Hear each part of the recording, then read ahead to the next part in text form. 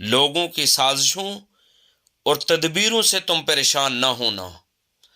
اس لیے کہ بھائیوں نے یوسف علیہ السلام کو مارنا چاہا مگر ناکام رہے، باپ کی نگاہوں سے دور کیا